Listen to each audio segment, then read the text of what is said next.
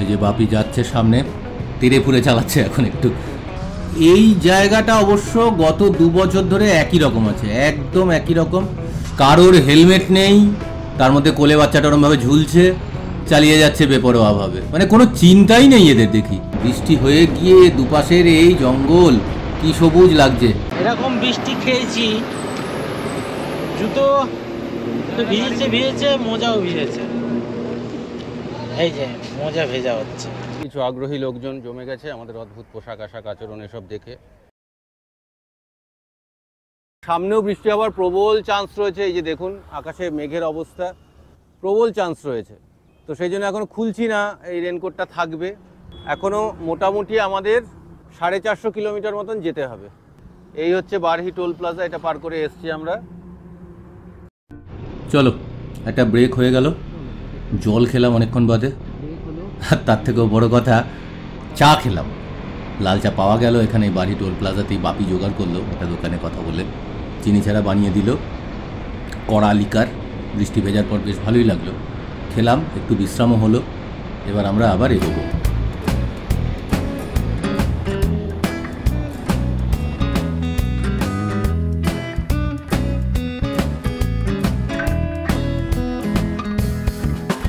এই যে বাপি যাচ্ছে সামনে, চা খেয়ে বোধহয় একটু এন্থু বেড়ে গেছে, ওই জন্য এখন ওর বোধহয় একটু কষ্টটা কম হচ্ছে, বেশ তেড়ে ফুরে চালাচ্ছে এখন একটু।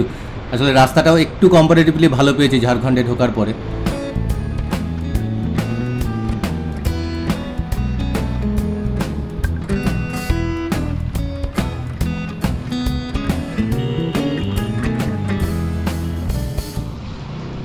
প্রশংসা বেশিক্ষণ ভালো লাগলো না, রাস্তার প্রশংসা করছিলাম, ব্যাস রাস্তা মজা দেখিয়ে দিয়েছে।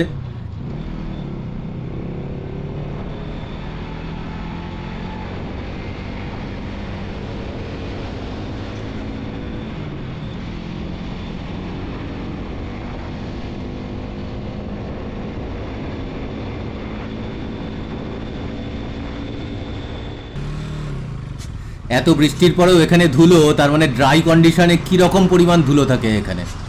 এই জায়গাটা অবশ্য গত 2 বছর ধরে একই রকম আছে, একদম একই রকম।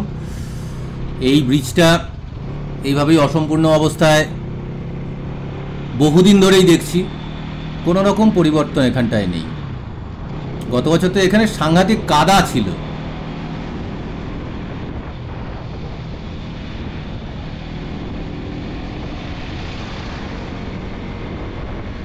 যাক, আবার একটু ভালো রাস্তা পেয়েছি, আর আকাশে মেঘটার কারণে এত সুন্দর লাগছে এখন চালাতে, রোদও নেই বৃষ্টিও নেই।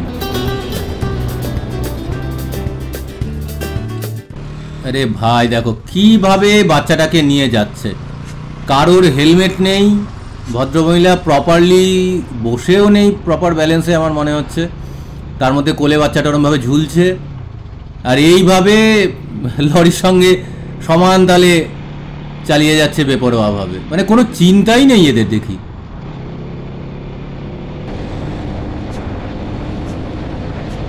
এই তো শুধু মেঘ নয়, এবার পাহাড়ও দেখা গেছে, দারুণ দারুণ।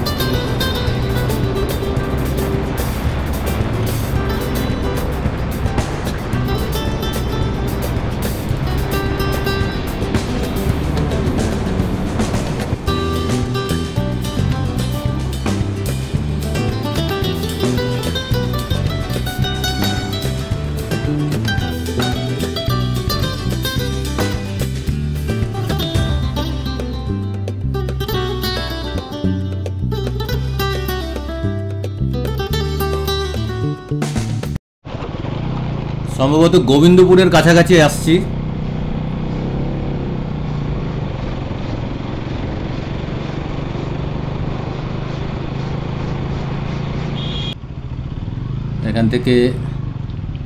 এইখান থেকে ধানবাদ শহরের রাস্তাটা ঢুকে যায়। এই জায়গাটাও কিন্তু দীর্ঘদিন ধরেই খারাপ রয়েছে, বিশাল গর্ত। দাঁড়াও,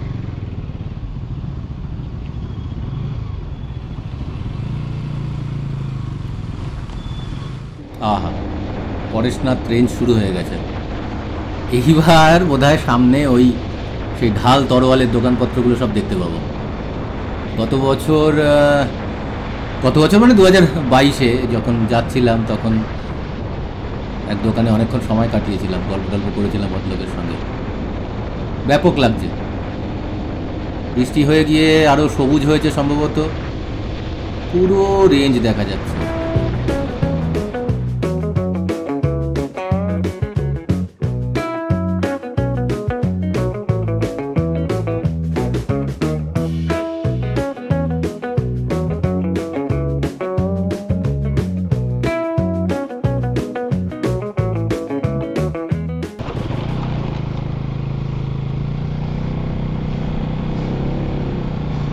এইবার এখানে আবার একটু খারাপ রাস্তা, তবে কম্পারেটিভলি ঝাড়খণ্ডের রাস্তা কম খারাপ বিহারের তুলনায়।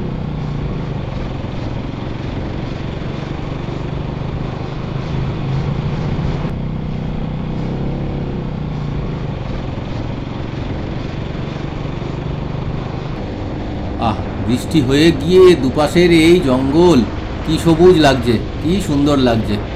আহা আহা,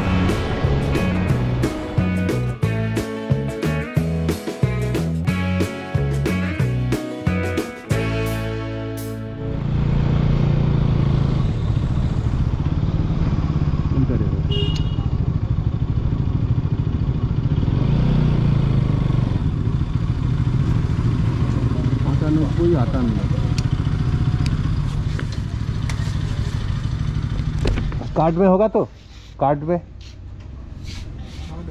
हाँ दीजिए फुल।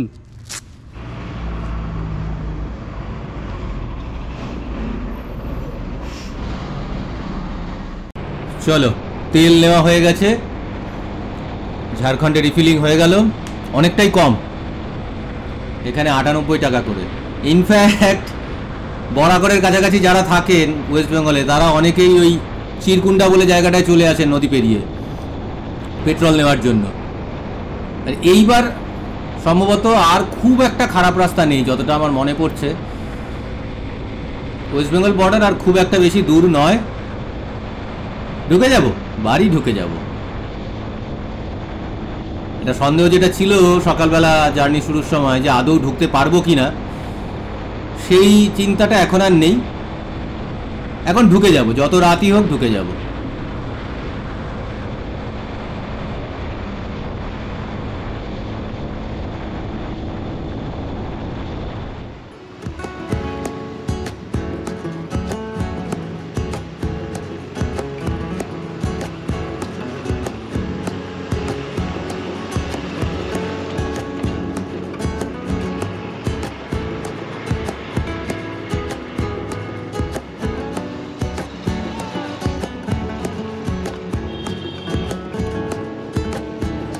এখন বাজে 2:30, আমরা চলে এসেছি ওয়েস্ট বেঙ্গলের মধ্যে। ওই যে ওখানে পুলিশ রয়েছে, ওটা হচ্ছে বর্ডার চেকপোস্ট, বাংলার ঝাড়খণ্ডের চেকপোস্ট। ওই যে ব্রিজটা দেখা যাচ্ছে, ওই ব্রিজটার তলা দিয়ে চলে গেছে বরাকর নদী, যা বাংলার ঝাড়খণ্ডকে আলাদা করেছে। এই দিকটা কলকাতা। ওই যে পেট্রোল পাম্পে তেল ভরলাম, তারপরে একটু এগিয়ে সেই বাইকে দেখছি হাওয়া একটু কম মনে হচ্ছে, তো হাওয়া দিলাম। তারপরে বোধহয় 4-5 কিলোমিটার হার্ডলি এসছি, সে সাংঘাতিক বৃষ্টি। মানে ক্যাটস অ্যান্ড ডগস ছেড়ে দিন, টাইগার্স অ্যান্ড লায়ন্স এরকম বললে বোধহয় ভালো হয়। কিন্তু মানে সে যেমন আকাশের অবস্থা, তেমন দুপাশে হয় ঘন সবুজ জঙ্গল, অথবা একদম এই সদ্যবোনা ধান ক্ষেত। সে অদ্ভুত অনুভূতি। এবং ওই রাস্তাতেও আমরা ওরকম বৃষ্টির মধ্যেও মোটামুটি 90 থেকে 100-র মধ্যে মেনটেন করেছি, স্পিড করতে পেরেছি, কারণ রাস্তাটা খুব ভালো ছিল। আর এটা একটা অসাধারণ অনুভূতি, মানে এরকম বৃষ্টির মধ্যে রাইড, এতটা বৃষ্টির মধ্যে, এত ভালো রাস্তার মধ্যে দিয়ে, এত সুন্দর পরিবেশের মধ্যে দিয়ে একটানা এতটা লম্বা রাইড আগে কখনো করিনি। তো আমি রেকর্ড করতে পারিনি, গোপ্রো ঢুকিয়ে দিতে হয়েছিল, রেকর্ড করতে পারিনি। কিন্তু মানে এই স্মৃতিটা সারা জীবন থেকে যাবে, এত অসাধারণ একটা অনুভূতি। যাই হোক, এখন আমরা পুরো ভিজে টিজে ফিরেছি। এখন একটু এখানে এগুলো চেঞ্জ করব, করে একটু জল টল খাবো, খেয়ে আবার বাড়ির দিকে যাব।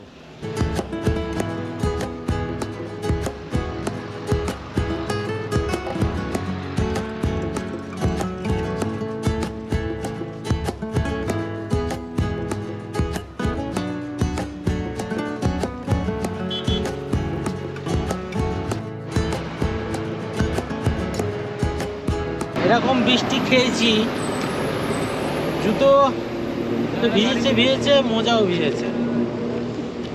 এই যে মোজা ভেজা হচ্ছে।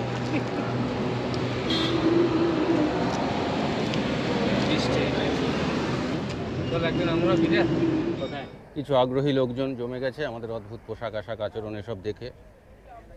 বাপি একটু হাত পা ছাড়িয়ে নিচ্ছে।